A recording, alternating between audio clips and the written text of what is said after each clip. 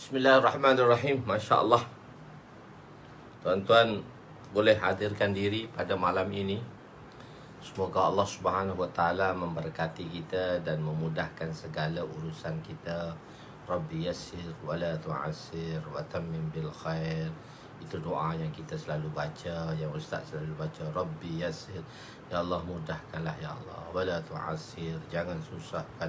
Wa tammim bil khair, dan sempurnakanlah pengajian ini. Waalaikumsalam warahmatullahi wabarakatuh. InsyaAllah pada malam ni kita boleh hadirkan diri masing-masing dengan iman dan ihtisab. Semoga iman dan ihtisab kita akan mengganjarkan ganjaran yang besar di sisi Allah Subhanahu wa Ta'ala. Masya Allah. Kita berada pada babus satar malam ini, insyaAllah. Kita sambung, moga insyaAllah pengajian kita diberkati oleh Allah Subhanahu Wa Ta'ala. Jadi kita berada pada muka surat berapa semalam ya? Kita berada pada hadis yang pertama, hadis yang kedua. Kita akan pergi kepada hadis yang kedua je tak? Masya Allah, tuan-tuan boleh hadirkan diri insyaAllah. Masya Allah, boleh hadirkan diri. Waalaikumsalam warahmatullahi wabarakatuh. Masya Allah. Minggu ni jangan lupa kita ada daurah insyaAllah. Untuk jilid kedua kita, Kitab Taharah. InsyaAllah. InsyaAllah tuan-tuan, InsyaAllah mungkin pada malam esok kita akan live di YouTube pula. Pada siapa-siapa yang tak ada lagi YouTube, 445 kita 445 bukan 455 tak, 445 Oh babus kita berada pada babus satar bab aurat 445. Okey. InsyaAllah pada malam esok kemungkinan kita akan berada live di YouTube lah. Semua tuan-tuan dan puan-puan boleh kita live di YouTube. Kita berubah channel insyaAllah. Kita berubah channel ke YouTube insyaAllah pada malam esok. Persiapan sedang dibuat untuk memudahkan kita, sebab apa-apa pengajian yang telah lepas saya nak masuk YouTube. Jadi sekarang kita letak di YouTube selalu. Jadi senang, kita akan save. Saya akan buat satu page khusus untuk saya di sana lah. Saya akan buat satu slot khusus di sana. Testing dulu YouTube. Ya, testing dulu. Kita testing dulu insyaAllah. Admin duduk tengah adjust tu insyaAllah. Nanti kita akan testing dulu. Malam esok mungkin kita testing perlahan-lahan dulu. Kita testing dulu insyaAllah. Kita mula dan terus testing lah. Tak apa, tak kisah. Pada malam pertama. Itu live tersekat-sekat. Apa insyaAllah admin setelah adjust. Sebab tu kita minta 2-3 hari tadi. Admin tengah adjust. Patut malam ni admin kata ada satu benda, dua benda lagi yang tak siap. So dia insyaAllah. Abang Fauzi kita macam mana? Sihat Masya Allah. Pak Harun kita Masya Allah. Jadi insyaAllah, jadi masa kita nak mula tu kita try lah. Gitu. Kita nak mula, kita try lah. InsyaAllah. Mudahkan. Alhamdulillah, semoga sihat semua, sejahtera semua. Semoga kita dirahmati dengan kesihatan. Terbaik Ustaz, Masya Allah. Kita buat di YouTube lah insyaAllah. Nanti kita war-warkan insyaAllah di hujung rancangan nanti. Bismillahirrahmanirrahim. Assalamualaikum warahmatullahi wabarakatuh. Subhanaka la ilma lana illa ma'allamtana, innaka antal alimul hakim. ولا حول ولا قوة إلا بالله العلي العظيم ربي يسر ولا تعسر وتمم بالخير يا فتاح وبك نستعين نحمده ونصلي ونسلم على رسوله الكريم وعلى آله وصحبه أجمعين أما بعد أعوذ بالله من الشيطان الرجيم بسم الله الرحمن الرحيم والعصر إن الإنسان لفي خسر إلا الذين آمنوا وعملوا الصالحات watawasau bilhaq watawasau bisabr. Sadaqallahul azim. Ya, internet okey dah malam ni. Semalam sebenarnya kan dia ada internet baru tu. Semalam LV tu. Semalam Ustaz masuk yang satu lagi tu. So Ustaz tak masukkan LV. Siapa tahu berubah. Yang tu dia line dia slow. Ni LV. VL ke LV tu dia laju sikit, silsilah semalam. Alhamdulillah dalam kursus 40 hari di kawasan daerah Igan, Sibu, Sarawak. Alhamdulillah tengok, sebab 2-3 hari sebelum ni tengok tak ada Abang Fauzi. Jadi rindu kat Abang Fauzi. Tengok Abang Fauzi tak ada. Tak apa, teruskan. Masya Allah. Semoga kurus itu diberkati. Tapi jangan sampai tergendala rancangan lah. Tapi malam ni orang-orang kurus dah tidur. Di Sabah Sarawak dah tidur. Dia orang pukul 7 lebih lagi sudah isyak. Kita pukul 10 sudah di Lamun. Mimpi-mimpi. Okey. Ya, malam ini kita berada di muka surat 445. Kita berada di muka surat 445, hadis yang 758 atau 759. 758 atau 759. 758 atau 759. Tapi insyaAllah kita adjustkan lah. Yang nanti yang di YouTube pun kita akan adjustkan. Di FB kita akan transfer kepada FB. Tengoklah insyaAllah. Al-Yawm Mumtaz, Masya Allah, Yawmul Mumtaz. Okey, kita berada di muka surat inilah. Sesuatu yang cantik itu boleh melalaikan. Sesuatu yang cantik itu boleh melalaikan. Iaitu hadis ke-758 _5. Bismillahirrahmanirrahim. Wa an Anas radhiyallahu anhu kana hiramun li Aisyata satarat bihi جانب بيتها قال لها النبي صلى الله عليه وسلم أميتي عنا كرامك هذا فإنه لا يزال تصاويره تعرض لي في صلاتي رواه Bukhari. Sayyidina Anas radhiyallahu anhu berkata, terdapat sehelai kain lembut milik Sayyidatuna Aisyah radhiyallahu anha yang dia menggunakannya untuk menutup satu penjuru rumahnya. Ustaz gunakan kain lembut. Kiram, kain lembut terjemah dia. Maka baginda sallallahu alaihi wasallam bersabda kepadanya, cabutlah tirai itu daripada kita. Maknanya asingkan tirai itu, jangan pakai tirai itu. Sebab tirai itu mahal sangat kot. Sesungguhnya kecantikan sentiasa menggangguku dalam solatku. Hadis Imam Bukhari rahmatullah alaih. Sayyidatuna Aisyah radhiyallahu anha telah menggantung tirai yang bercorak di dinding rumahnya. Corak yang diletakkan oleh beliau itu hanya corak semata-mata, bukan corak binatang ataupun manusia. Corak tu cantik. Kadang-kadang kan kain. Ada satu orang tu, dia kata, Masya Allah, kain tirai rumah dia, kain tirai rumah dia, Masya Allah, RM50 1 meter. Mahalnya. Oh, dia duduk hebatkan kain tirai dia tu. Kita pun ada satu orang tu diam saja. Saya kata, kenapa kau diam? Tirai rumah aku tak bising pun. Semeter 200.5. Semeter 200.5. Tirai rumah dia 50 pun dia dah bising dah. Jadi tak apa, itu mengikut kemampuan dan kebolehan seseorang.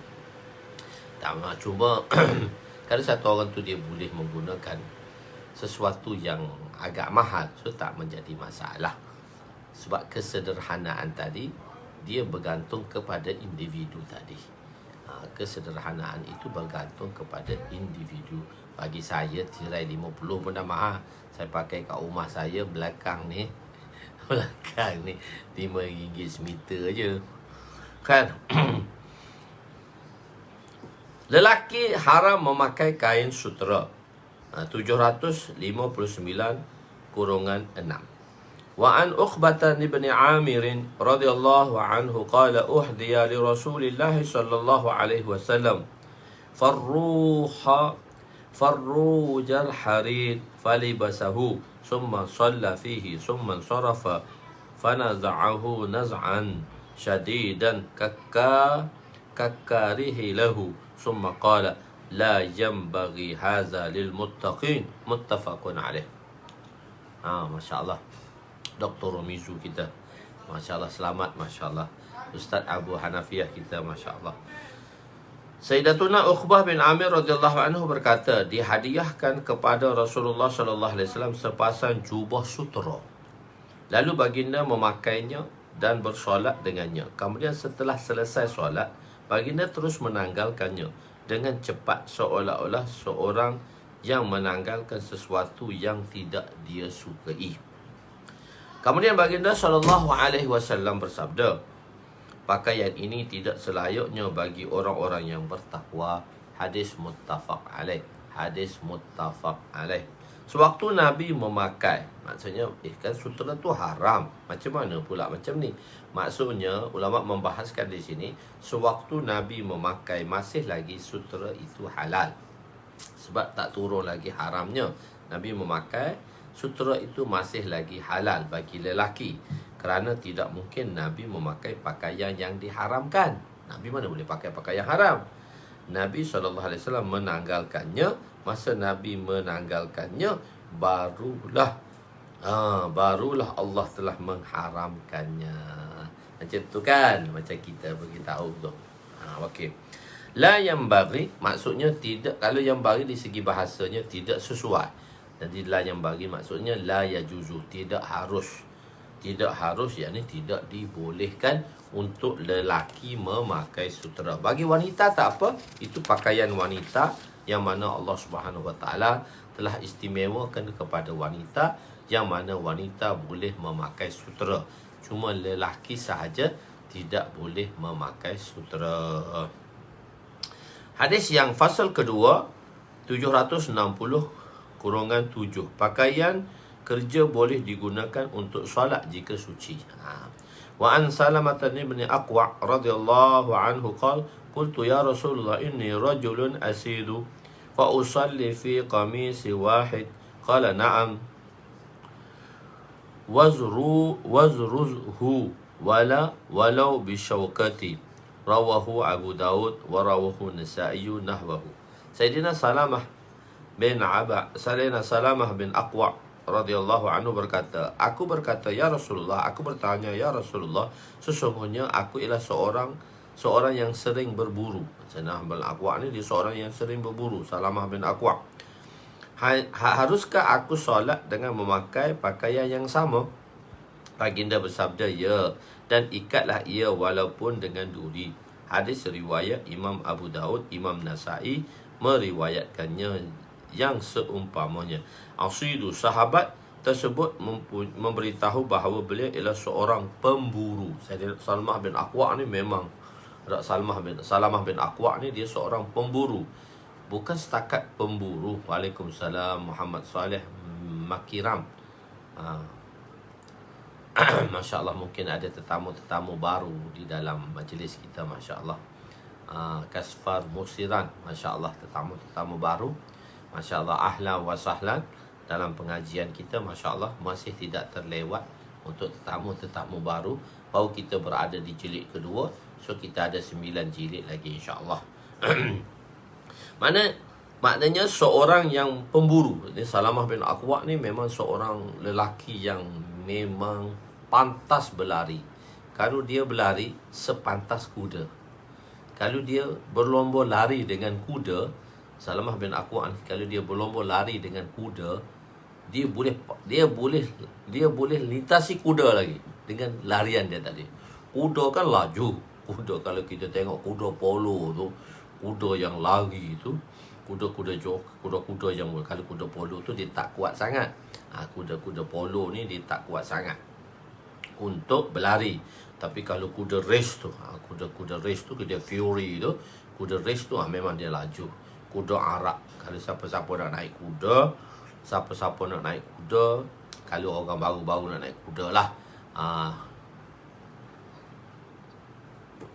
orang yang baru naik kuda ni, naik kuda polo lah, kena tanya. Kalau baru-baru nak naik kuda ni, kuda apa ni?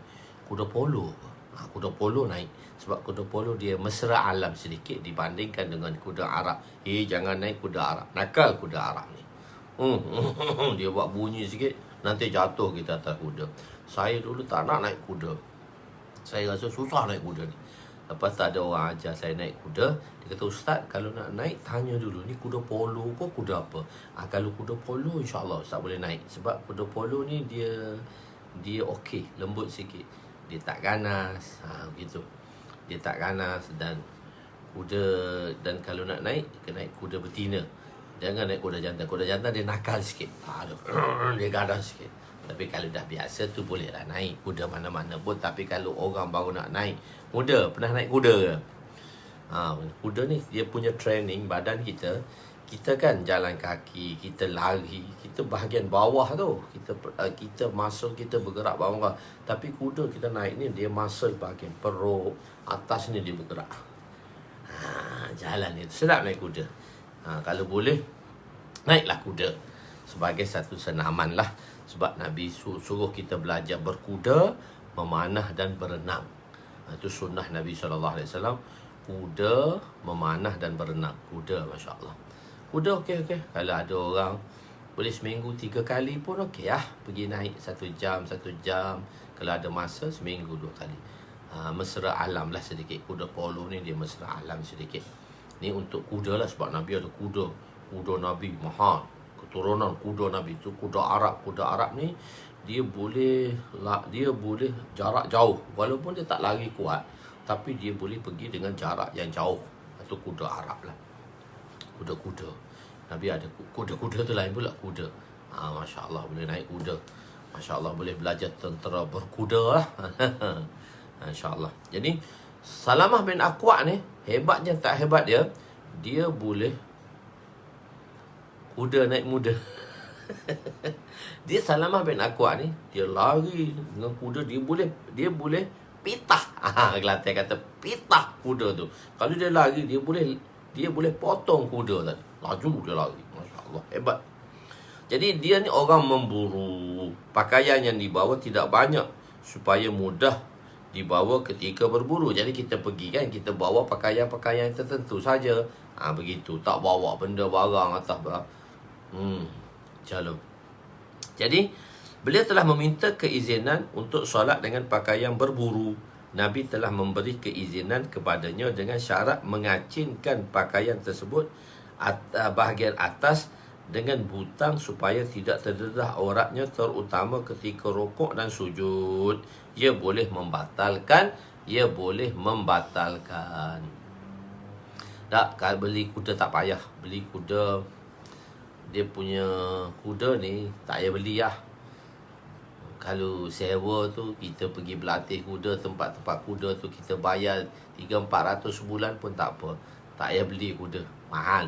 Dan dia punya cara jaga pun kita tak ada masa, tak payahlah. Bagi saya tak suggestkan untuk siapa beli kuda.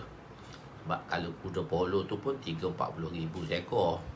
3-40 ribu seekor mahal. Dia tak sampai, kuda-kuda lain tu sampai ratus-ratus ribu. Kuda-kuda mahal tu. Tapi saya tak suggest beli kuda lah. So kalau dia nak buat bersukan kuda tu, pergi bayar 300-400 saja. Kat kawasan-kawasan kuda tadi, maintenance dia tinggi ya. Tak ada 4-5 tak ada 4,000-5,000 sebulan. Tak payah. Dah beli di harga 30-40 ribu dah, maintenance dia pula tinggi. Lepas tu kita nak jaga susah, nak suruh orang jaga. Adalah 4-5 ribu lah daripada orang suruh orang jaga dengan makanan dia, at least 5 ribu lah. Cuma maintenance-nya mahal. Beli mahal, maintenance pun mahal. Tak apa, sebab tu saya syorkan 300-400 sebulan bayar, pergi naik kuda. Masya Allah, pergi jalan. Tak apa, seminggu 3 kali, naik setengah jam, 40 minit jalan. Begitu. Mula-mula tu berjalan dulu, tak payah nak pecut naik kuda. Sebab itu latihan sunnah Rasulullah SAW. Dulu saya tak minat juga, tapi ada satu orang tu dia paksa saya supaya saya jadi minat. Dulu saya memang tahu saya sunnah, tapi ada orang tu dia paksa saya supaya jadi minat. Tak boleh kuda kepang tu. Tak boleh kuda kepang. Dalam mazhab Syafi'i dan Hambali berpendapat wajib menutup dengan butang pada bahagian atas pakaian jika kain itu diletak di bawah pusat. Bawah pusat ni, kalau kan kita kan kata satu kain ada orang pakai, dia suka pakai atas pusat.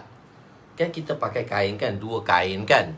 Kita pakai 2 kain. Satu, misalnya kalau kita pergi haji umrah kan, biasanya sahabat dia berpakaian-pakaian macam tu lah pada peringkat awal. Tak lagi pakaian yang mahal-mahal lagi pada peringkat-peringkat awal. So dia ambil satu kain, dia ikat, Dan satu lagi buat tutup ni. Satu lagi buat tutup. Dia tak pakai baju je, dia buat tutup gitu aja. Kain-kain mereka pada zaman dahulu. Dan pada orang-orang miskin, pada peringkat awal, sahabat-sahabat tu miskin. Sahabat-sahabat tu miskin. Jadi pada keadaan tu sahaja. Jadi kalau dia satu orang tu, dia suka pakai bawah pusat. Biasanya orang yang perut dia buncit lah. Sama ada dia suka letak bawah pusat ataupun dia suka letak atas perut tu. Dia lebih pada pusat lagi tu, atas perut tu baru lekat. Dia nak letak tengah-tengah tu, dia tak lekat. Dia kena letak bawah pusat. Jadi kalau kita pakai kain bawah pusat, dan kalau kita pakai selendang pula di atas tu, so selendang tu perlu dibutangkan lah, ataupun dibuat dengan pin ke ikat. Kita dengan pin dan ikat supaya apa? Supaya aurat kita tak terbuka. Begitu. Tidak boleh melabuhkan pakaian melebihi buku lali. Hadis yang 761. Wa an Abi Hurairah radhiyallahu anhu, bainama rajulun yusalli musbila izarihi, qala lahu Rasul sallallahu alaihi wasallam, izhab fatawadda. فذهب فتوضأ ثم جاء فقال رجل يا رسول الله ما لك أمرته أن يتوضأ قال إنه كان يصلي وهو مسبل إزاره وإن الله لا يقبل صلاة رجل مسبل إزاره رواه أبو داود. Sayyidina Abu Hurairah radhiyallahu anhu berkata, seorang lelaki ketika seorang lelaki solat dengan melabuhkan kainnya, Rasulullah SAW telah bersabda kepadanya, pergilah kamu berwuduk. Maka dia telah pergi berwuduk dan berwuduk, kemudian lelaki itu pun kembali. Maka Rasulullah SAW, seorang lelaki yang lain telah berkata, orang yang ketiga telah bertanya, ya Rasulullah, mengapa Tuhan menyuruhnya berwuduk? Baginda bersabda, sesungguhnya dia bersolat sedangkan dia melabuhkan kainnya. Sesungguhnya Allah tidak menerima solat yang melabuh kainnya. Riwayat hadis Abu Dawud. Zahirnya rajulun yang kedua ialah lelaki yang lain, kerana lafaz ini berbentuk nakira. Qala rajulun, qala lahu, bainama rajulun. Dia tak sebut ar-rajulu, dia sebut rajulun. Maknanya dua lelaki yang berbeza lah. Sama ada di dalam atau di luar solat tidak boleh melabuhkan pakaian melebihi buku lali. Apatah lagi dalam solat. Solat sah tetapi berdosa. Hukum ini umum untuk semua jenis pakaian, termasuklah seluar, jubah, kain dan sebagainya. Hukum ini untuk lelaki sahaja. Mengapa Nabi memerintahkannya berwuduk semula sedangkan solatnya sah? Jawabnya, innal hasanati yuzhibnas sayyiat. Sesungguhnya amalan-amalan kebaikan, terutama sembahyang itu, menghapuskan kejahatan. Apabila melakukan dosa, maka bersegeralah melakukan kebaikan supaya menjadi kafarah terhadap dosa itu. Jadi kita kena tengoklah ada siapa yang pakai kain yang labuh dia tu melebihi buku lali, atau jubah dia tu. Kadang-kadang kan kita beli jubah cantik-cantik je, sedang molek mencicah bumi. Mencicah bumi. So kita kena potonglah jubah tadi, dan supaya dia menyamai paras buku lali tu. Jangan atas sikit lagi cantik, atas sikit lagi cantik. Janganlah dia melabuh lebih daripada buku lali jubah tadi. Ada orang dia beli jubah labuh saja. Wanita tak apa, dia kena pakai yang. Lelaki tak boleh, dia kena pakai pakaian yang mana pakaian yang disukai oleh Nabi SAW. Wanita yang telah balik mesti memakai pakaian menutup aurat dengan sempurna supaya sah solatnya. Wa an Aisyah radhiyallahu anha qalat, qala Rasul sallallahu alaihi wasallam, la tuqbalu salatu haizin illa bi khimarin. Rawahu Abu Daud wa Tirmizi. Sayyidatuna Aisyah radhiyallahu anha meriwayatkan bahawa Rasulullah sallallahu alaihi wasallam bersabda, solah wanita yang mencapai umur haid, yang mana dah baliglah, tidak akan diterima melainkan dia memakai kain telekung. Dia memakai kain telekung.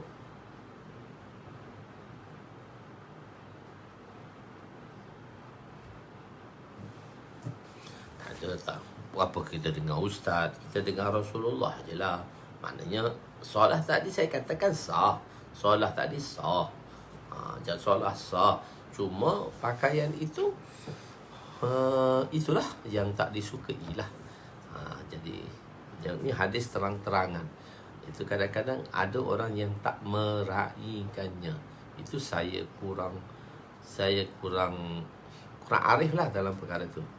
Saya pernah timbulkan sekali perkara ini, tapi benda ni sensitif, saya tak nak cerita di sini, takut pandangan orang lain pada saya. Saya telah timbulkan perkara ini pada kawan saya. Saya kata ada sesebahagian lah orang-orang ilmiah. Ini saya umumkanlah cerita dia, tak payah.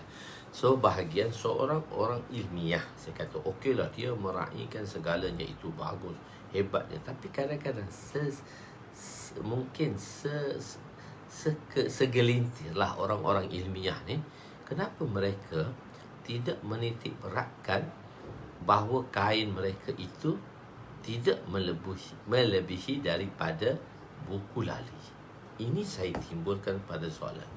Saya tanya pada orang itulah yang dia pun bersama di dalam pengajian di situlah.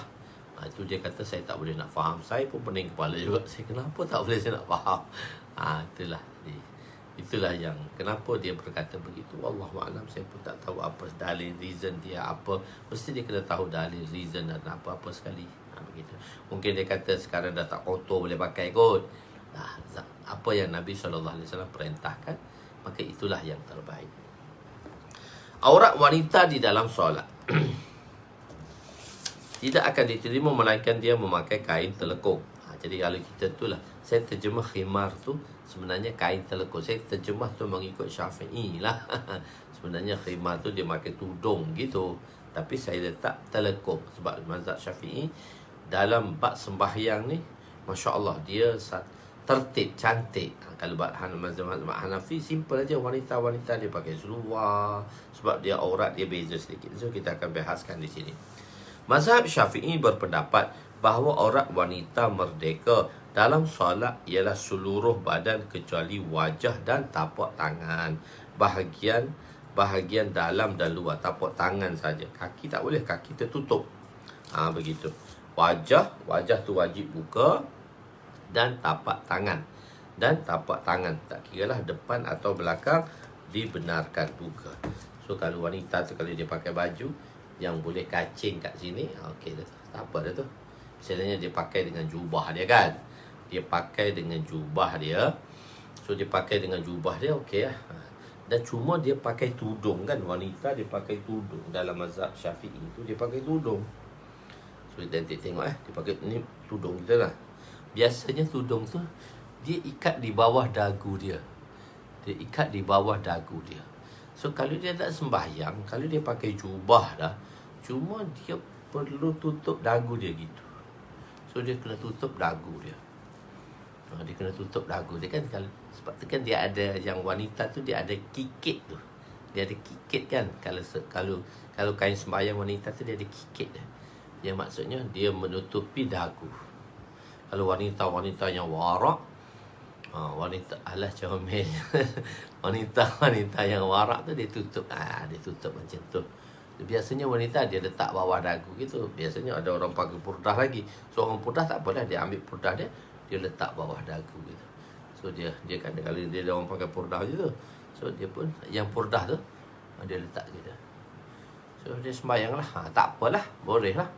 Dia boleh pakai jubah. So jubah dia tu dia pakailah yang apa tu, yang tutup tu.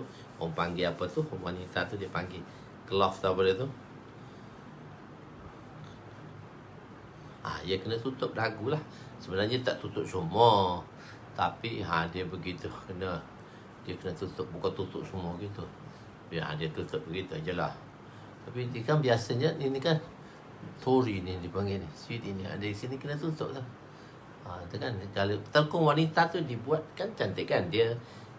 Kalau kita pakai kain tudung, kalau kita pakai kain tudung, kita pakai tu hand shop tu. Kalau kita pakai kain tudung, biasanya wanita dia pakai kain tudung, dia tak ada kikit je lah. Dia tak ada kikit. Dia tak ada kikit. Dia tak ada dia macam kikit lah. Kita panggil kikit dia pesak. Dia tak ada pesak. Ni kan baju kita kan ada pesak tu kan. Dia tak ada kikit. Wanita tadi dia tak ada kikit.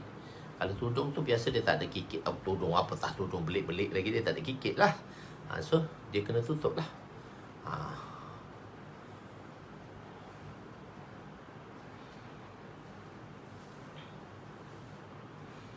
Pakai mask, tutup lah. Dia jangan tutup muka lah. Dia kena tutup sebawah ni. Tutup mask, tutup muka, tutup lah. Tak payah. Sebab dia wanita dia kena buka. Lelaki tak apa dia pakai mask. Wanita dia kena muka. Dia kena muka. Sebab lelaki ni dia penting atas dahi dia. Wanita dia kena buka. So mask tu. Tengoklah keadaan darurat yang mana dia kena pakai. So tak apalah. Tapi kalau pada kebiasaannya, dia kena bukalah muka dia tadi. Kan?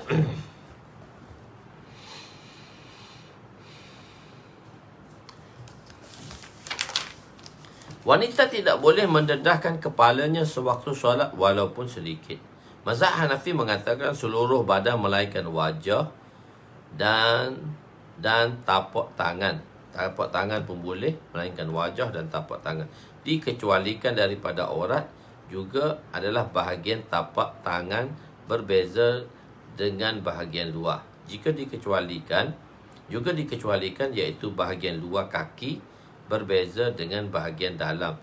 Ia adalah aurat. Nombor 1. Dalam sebagaimana yang telah disebutkan dalam fiqh Mazahibul Arba'ah, dinukilkan daripada Syarah Muniyah bahawa pada dua kaki terdapat ikhtilaf di kalangan masyaikh mazhab Hanafi dan qaul asah, ialah kedua-duanya bukan aurat bagi mazhab Hanafi lah, sebagaimana disebut dalam kitab Muhit, dan ini adalah pendapat yang dipilih oleh pengarang kitab Hidayah dalam Hasyiatul Mishkat. Dalam kitab Hidayah disebut, kitab Hidayah ni satu kitab yang besar lah, satu kitab besar di dalam mazhab Hanafi. Kitab tu sebenarnya asal 80 jilid, tapi dijadikan 4 jilid saja. Dia ambil khulasah saja. Dalam kitab Hidayah disebut bahawa jika seorang wanita solat dalam keadaan tersingkap 1/4 atau 1/3 daripada kakinya, maka perlu diulang solatnya. Ini dalam mazhab Hanafi lah. Dinukilkan juga dalam fiqh mazhab Arba'ah karangan Syekh Abdul Rahman Al-Jazairi. Jadi begitu. Biasanya wanita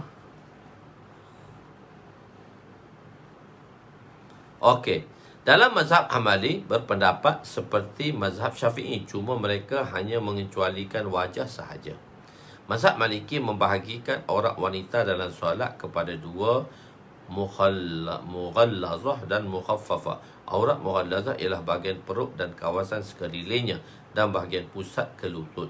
Aurat mukhaffafah ialah pada bahagian dada dan sekelilingnya, bahagian leher hingga hujung kepala dan bahagian lutut hingga ke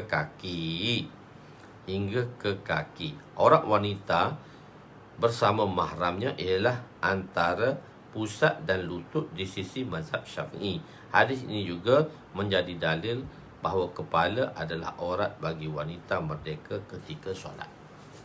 Aurat ni adalah merdeka.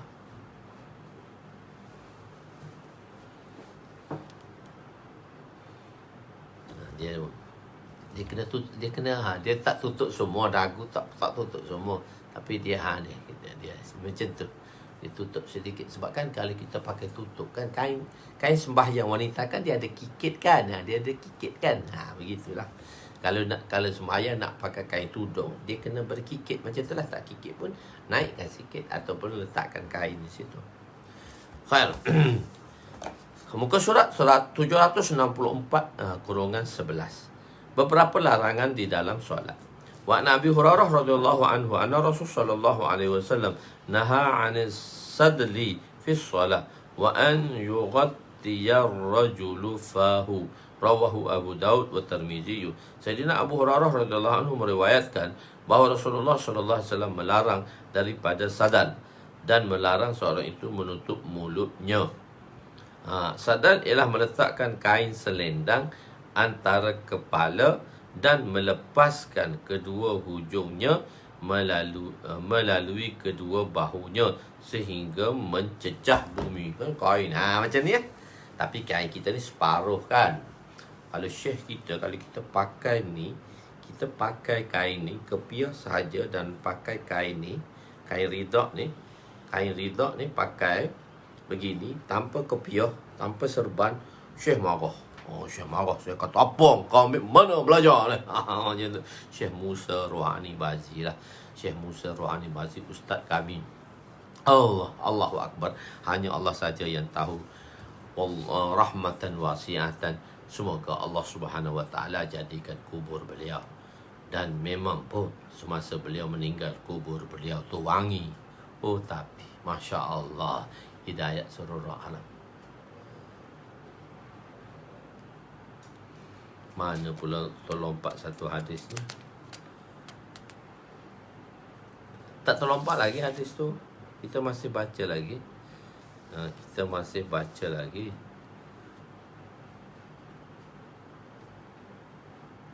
Tak terlompat lagi satu hadis tu. Betul dah. Kita duk baca 762. 761. Dah baca dah. Rajulun. Okey, 762. Kita sekarang duk baca 762 ni. Bukan 761. 763. Belum baca Ustaz 763. Ya, 763 saya tak baca lagi. 763. Saya duk tengah terang dalam 762 ni.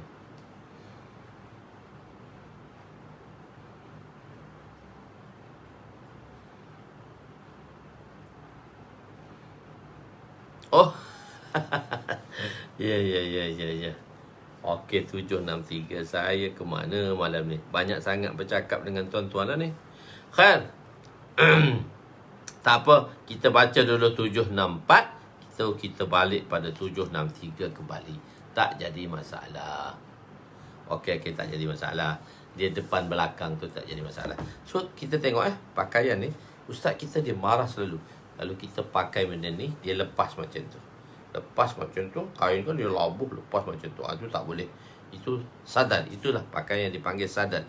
Iaitu meletakkan kain selendang di antara kepala dan melepaskan kedua hujungnya melalui kedua-dua bahu ni sehingga mencecah bumi. Melakukan begini akan menyusahkan kerana terpaksa memegang kain itu supaya tidak terbuka, khususnya ketika rukuk dan sujud, untuk mengelakkan daripada batal solat. Nabi melarang daripada melakukan sedemikian kerana ia tidak akan dapat tawajuh kerana sibuk berjaga-jaga daripada terbuka auratnya. Begitu terbuka dah pakaian dia tak ada, dia letak gitu, lepas tu tutup badan, lepas tu tutup. Begitu keadaan dia, sebab dia pakai kain je macam tu. Dia pakai kain dan dia letak sahaja bahagian tadi. Kalau kita dah baju, okey lah, tak ada apa satu pun, kita dah baju. Tapi Syekh masih marah lagi pada kita. Wanita boleh solat dengan memakai satu jubah jika memenuhi syarat. Wan Ummi Salamah radhiyallahu anha annaha sa'alat Rasul sallallahu alaihi wasallam atusalli mar'atu fi dir'in wa khimarin wa laysa laha izarun. Qala idza kana zir'u sabighan yughatti zuhura qadamayha. Rawahu Abu Daud wa zakara al-jama'atun waqafuhu ala Ummi Salamah. Sayyidatuna Ummu Salamah meriwayatkan bahawa dia bertanya kepada Rasulullah sallallahu alaihi wasallam, adakah harus seorang wanita bersolat dengan memakai baju dan telekung sedangkan dia tidak memakai kain sarung? Kita kan kain wanita kan kain telekung saja, sarung lain. Baginda bersabda, boleh jika telekungnya itu labuh sehingga menutupi kedua kakinya. Maka hadis riwayat Imam Abu Daud, satu jemaah tawakuf pada sanad Sayyidatuna Ummu Salamah. Hadis ni tawakuf tak sampai kat Rasulullah lah. Begitu. Biasanya wanita memakai dua pakaian untuk bersolat, iaitu kain sarung dan telekung yang labuh sehingga ke bahagian bawah badannya. Bawah sikit labuh lah, bawah pada punggung gitu. Tetapi jika memakai telekung sahaja pun memadai dengan syarat ia labuh daripada menutupi kaki. Sampai kaki dia tertutup, okey lah, tak apa. Macam orang Arab tu kan, orang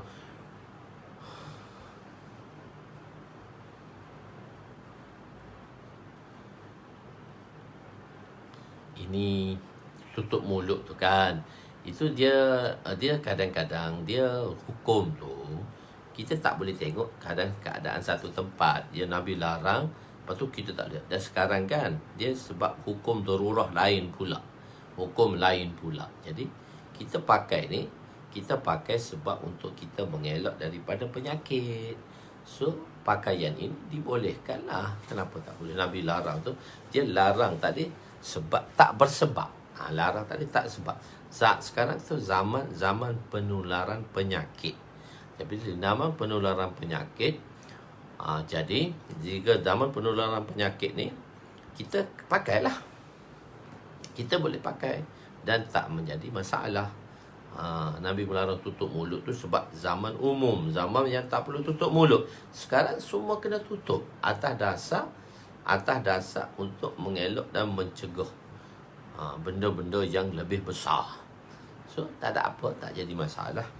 Begitu.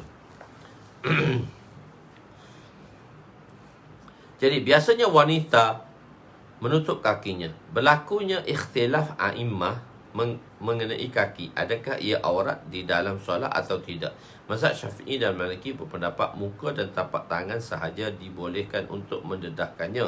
Mazhab Hanafi berpendapat muka sahaja boleh didedahkan. Mazhab Hanafi berpendapat muka, tapak tangan dan kaki tidak mengapa jika dibuka. Jika dibuka. Beberapa larangan dalam solat. Khair. Wa an Abi Hurairah radhiyallahu anhu. Sudahlah. Hadis yang 765-12. Hendaklah bersalahan dengan orang Yahudi. Wa an Shaddad bin Aus radhiyallahu anhu qala Rasul sallallahu alaihi wasallam qaliful yahuda fa innahu la yusalluna fi ni'alihim wala khifafihim. Rawahu Abu Daud. Sayyidina Shaddad bin Aus meriwayatkan bahawa Rasulullah sallallahu alaihi wasallam bersabda, hendaklah kamu menyalahi orang-orang Yahudi, sesungguhnya mereka tidak akan solat dengan memakai kasut atau khuf. Hadis riwayat Imam Abu Daud. Penganut Yahudi tidak dibenarkan solat dengan memakai khuf. Nanti kita akan belajar bab khuf nanti di dalam bab wuduk tadi. Ada khuf. Maknanya khuf ni maksudnya stocking yang diperbuat daripada kulit. Stocking yang diperbuat daripada kulit lah khuf ni, yang biasanya dipakai pada musim sejuk untuk menahankan kaki kita daripada sejuk dan mengambil air, bisa mengambil wuduk, tak perlu membasuh kaki, hanya menyapu pada bahagian atas sahaja dengan tangan yang basah, sekurang-kurangnya 3 potong jari. Khuf atau alas kaki. Nabi membolehkan kita solat dengan memakai khuf, sama ada yang menutupi buku lali atau tidak menutupinya, yang digunakan untuk mengelakkan kaki mereka. Maknanya kita pakai khuf separuh. Dalam suasana ni biasanya jaranglah di Malaysia yang pakai khuf separuh. Kalau kita di India, Pakistan, kalau musim sejuk, kalau kita tak pakai khuf sempurna, kita pakai khuf separuh. Khuf separuh tu dia buat daripada kulit juga. Dia macam kasut tu. Dia khuf separuh. Dia khuf separuh tu, dia macam kasut tapi dia buat dengan kulit semua. Bawah pun kulit lembut, tepi pun kulit lembut. Dia pakai macam kasut aja. Kasut kita kan, bawah tu tapak dia keras kan. Walaupun kulit dia, tapak dia adalah keras kat bawah tadi. Walaupun di kulit, tapak dia keras. Begitu. Jadi Nabi membenarkannya. Solat dengan memakai khuf jika suci dan lembut, sekiranya boleh membengkakkan kaki ketika sujud. membengkokkan kaki ketika sujud. Tujuannya ialah untuk bersalahan dengan mereka. Tujuannya bersalahan dengan mereka. Maklumlah bahawa Nabi memakai alas kaki di permulaan Islam, akan tetapi pada akhir hayat Nabi, baginda tidak lagi memakainya. Boleh pakai khuf, tak jadi masalah. Tak semestinya musim sejuk saja tak pakai. Musim tuan-tuan nak pakai khuf, boleh, tak ada hal. Tak semestinya. Untuk amalkan sunnah. Jadi kita je lah tak sedap nak pakai. Yang panas, musim panas nak pakai apa? Panas. Kaki dia mesti dibuka, tidak diperpeluh. Begitu je. Kalau biasanya orang pakai musim sejuk tu je, tak nak merekahkan kaki. So kalau kita nak pakai khuf, tak jadi masalah. Begitu. Kalau kita keluar dalam jemaah, biasanya kita pakai khuf separuh tadi. Sebab kita kan di masjid kita kan luas. Masjid kita luas. Jadi tapak kaki kita tu kena simen tu sakit. Saya mula-mula datang Seri Petaling tu, saya sakit kaki. Saya tapak kaki sakit. Sebab berpijak di atas simen. Simen kan, dia berpijak atas simen, atas tiles. Benda tu dia simen, jadi sejuk kaki dia. Jadi kaki kita sakit, tumit kita sakit, macam ada tusukan gitu. Sebab tu kadang-kadang saya pakai alas tu juga. Khair. Jadi pakai khuf boleh, pakai bila-bila masa pun boleh. Nak amalkan sunnah. Tapi okey, tak ada hal nak amalkan sunnah. Jadi kalau musim panas semua orang tak pakai je lah. Musim panas orang tak pakai. Begitu je. Musim sejuk saja orang pakai. Khair. Nabi memakai kasut yang lembut tapaknya pada awal Islam. Tengok kan, hadis di bawah. Nabi memakai kasut. Nabi bersalahan Yahudi, Nabi pakai kasut. Tapi akhirnya Nabi pakai kaki biasa sahaja. Maknanya kosongkan kaki. Kadang-kadang kosongkan kaki. Wa an Abi Sa'id Al-Khudri radhiyallahu anhu qala bainama Rasul sallallahu alaihi wasallam yusalli bi ashabihi iza khala'a fawada'ahuma an yasarihi falamma razalika al-qaum alqaw ni'alahum falamma qada Rasul sallallahu alaihi wasallam qad ma hamalakum ala ilqa'ikum ni'alakum qalu ra'aynaka alqaita na'lak fa alqaina ni'alana qala Rasul sallallahu alaihi wasallam inna Jibril atani fa akhbarani anna fihi ma qazaran idza jaa ahadukum masjida falyanzur fa in ra'a fi na'layhi qazaran falyamsahhu wa yusalli fihima rawahu Abu Daud wa Darmiju. Sayyidina Abu Sa'id Al-Khudri radhiyallahu anhu berkata, ketika Rasulullah sallallahu alaihi wasallam bersolat bersama sahabat, baginda tiba-tiba menanggalkan kasutnya lalu meletaknya di sebelah kiri baginda. Sebab tu saya kata memakai kasut yang lembut. Maksudnya kasut lembut yang boleh membengkokkan apa tu? Membengkokkan dan sebagainya. Kalau askar dia duduk dalam hutan, dia pakai kasut dia tadi. So dia boleh semayang dengan kasut-kasut dia. Cuma dia pastikan jangan ada apa tu? Jangan ada najis sajalah. Dia pakai kasut askar kan dalam hutan kan nak buang setiap waktu dan sebagainya. Dan dia jadikan kasut tu jadi sebagai khuf. Dia jadikan kasut tu sebagai khuf. Dia ambil wuduk, so dia sapu saja dengan kain basah. Jadi untuk askar-askar lah yang duduk dalam hutan, yang mana untuk membuka kasut tu amat susah. Jadi dia boleh sembahyang macam tu seperti dia pakai khuf lah dalam amalan memakai khuf. Tapi kita kan di sini kita selalu buka kaki kita. Saya tak suka pakai khuf. Saya kalau duduk India pun, Pakistan pun masa mengaji, musim sejuk saya tak boleh pakai khuf. Saya panas kaki, berpeluh saya pakai. Lepas tu saya tak pakai khuf. Stocking pun saya pakai. Khuf saya tak pakai. Dan satu lagi, tumit saya tajam, tahu tak? Saya pakai khuf 3 hari tembus.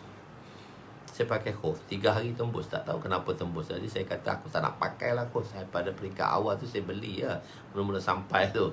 Lepas tu saya kata saya jalan dengan kaki ayam macam tu je. Tak apa, musim sejuk pun tak kisah. Sebab saya tak boleh pakai, dia panas, dia berpeluh. Kaki dia tengok pada kaki satu orang tadi lah. Jadi Nabi menanggalkan kasutnya lalu meletakkannya di sebelah kiri baginda. Maka apabila para sahabat melihatnya, mereka pun turut menanggalkan kasut mereka. Apabila selesai solat, Rasulullah bersabda, apakah yang menyebabkan kamu menanggalkan kasut kamu? Mereka berkata, kami melihat Tuan menanggalkan kasut Tuan, maka kami juga menanggalkan kasut kami. Maka baginda SAW bersabda, sesungguhnya Jibril AS telah datang kepadaku memberitahu bahawa pada kasutku terdapat kotoran. Saya terjemah kotoran, saya tak terjemah najis lagi. Okey, sabar. Kenapa saya terjemah kotoran? Biar dulu. Saya terjemah kotoran. Maka apabila salah seorang daripada kamu datang ke masjid, maka hendaklah dia perhatikan. Jika dia mendapati kotoran pada kasutnya, hendaklah dia menyapunya dan solat dengan memakainya. Pada zaman permulaan Islam, Nabi SAW memakai kasut yang lembut tapaknya di dalam solat. Lembut lampak maknanya dia pun boleh macam boleh lipat lagi kaki kan. Sebab sujud tu dia kena lipat perut anak kaki tu. Dia macam tu. Sebab di antara 7 anggota yang perlu mengena pada tempat sujud. Dahi, 2 tangan, dahi, 2 tangan, 2 lutut dan 2 kaki, perut anak jari kaki tadi dilipat. Macam tu.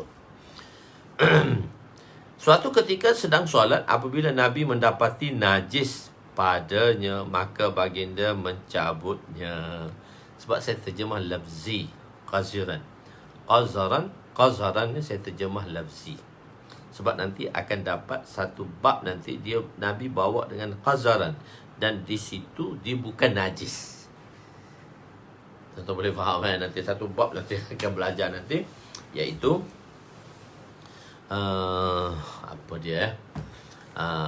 bila satu, sebab kita akan pertikaikan. Kalau najis basah, nanti bab tu akan datang. Bila najis basah, maka ittifaq ulama, najis yang basah bila terkena baju, maka wajib bagi ulama, semua mazhab 4 mengatakan wajib basuh. Tidak memadai hanya dengan dia kering dan dia disucikan atau dikeringkan dengan tanah yang suci. Itu dalam mazhab kita akan belajar. Jadi 4 mazhab kata itu najis basah, mesti kena basuh. Kenapa pula tak basuh?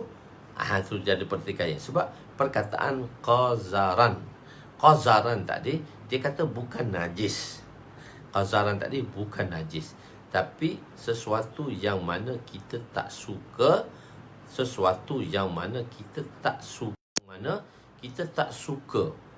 iaitu sesuatu yang mana kita tak suka pada keinginan kita tadi. Macamnya kahak ke, ataupun becak kan, tanah becak yang hitam tu, dia agak bau tanah. Jadi kita tak suka benda tu, kita pakai, kita akan basuh. Itu dipanggil qazaran. Sebenarnya qazaran tu dia bukan najis. Sebab itu saya terjemah lafzi dia dengan kotoran. Tapi dia boleh juga dimaksudkan dengan najis. Tapi dalam syarah saya terjemah najis. Okey. Jadi sebab apa? Sebab dia ada perselisihan nanti untuk memudahkan tuan-tuan dengan makna di sana nanti. Okey, satu ketika Nabi sedang solat. Apabila Nabi mendapati najis lah padanya, maka baginda mencabutnya, dan ia tidak membatalkan solat kerana perbuatan yang sedikit. Apabila sahabat melihat demikian, lantas mereka juga mencabut kasut mereka. Nabi tidak melarang mereka ittiba' Nabi tak larang. Setelah itu Nabi memberitahu sebab baginda melakukan sedemikian. Timbul persoalan di sini ialah kenapa Saidina Jibril datang ketika solat, tidak sebelumnya?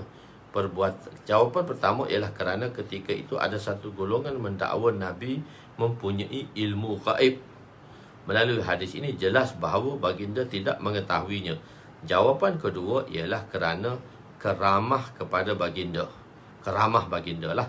Jawapan ketiga, Nabi ingin mengajar ta'lim fi'li. Bagaimana baginda solat dalam keadaan bernajis? Macam mana boleh bersolat dalam keadaan bernajis? Jawapan pertama, kalau najis itu sedikit maka dimaafkan. Tetapi tidak suka untuk solat dalam keadaan bernajis walaupun najis itu sedikit dan dimaafkan. Jawapan kedua, dimaksudkan di sini bukan najis. Bukan najis, cuma perkara kotoran yang tidak disenangi sahaja. Sebab itu perbahasan tadi. Di sini saya dah bahas kata nanti dalam bab sana dia akan mendapatkan qazaran. Qazaran. Qazaran. Jadi kita kata benda kotoran macam lumpur yang tak disenangi tadi. Mazhab Maliki berpendapat bahawa jika tidak mengetahui terdapat najis ketika solat maka dimaafkan dan tak perlu mengulangi kembali solat itu. Mazhab Salasa berpendapat perlu mengulangi kembali solat itu setelah diketahui dah, kita dah tahu dah selepas sembahyang, dan walaupun dah habis waktu kena ulang jugalah sembahyang tadi supaya mudah saja. Okey, wallahualam. So kita berhenti kat situ dulu. Malam ni kita akan sambung pada malam esok. InsyaAllah mungkin kita akan sambung pada YouTube lah, live di YouTube. Kita akan cuba dulu sekejap. Sambil-sambil itu kita akan cuba live di YouTube kali pertama. Sebab senang, nanti semua akan masuk YouTube lah. Jangan risau untuk umum-umum ni, tuan-tuan nak boleh download balik apa semua tu, kita akan bincang benda yang mudah saja untuk perkara-perkara ni. Dia tak menjadi masalah. Di YouTube pun nanti saya bincang lah macam mana nak melaksanakannya. Wallahualam. Aku qouli hadza, astaghfirullahal azim li wa li walidayya wa li jami'il muslimina wal muslimat wa lil mu'minina wal mu'minat al ahya'i minhum amwat bi rahmatika ya arhamar rahimin ya awwalal awwalin wa ya akhiral akhirin wa ya zal quwwatil matin wa ya rahimal masakin wa ya arhamar rahimin. Wa sallallahu ala sayyidina Muhammadin wa ala alihi wa sahbihi ajma'in walhamdulillahi rabbil alamin. Jadi untuk mereka-mereka yang tak ada YouTube tu, boleh download lah. Jadi kita akan berpindahkan tempat kita di sana nanti insya-Allah. Kita akan berpindahkan pada tempat di sana nantilah insya-Allah. Moga Allah SWT memberi keberkatan kita pada semua insya-Allah.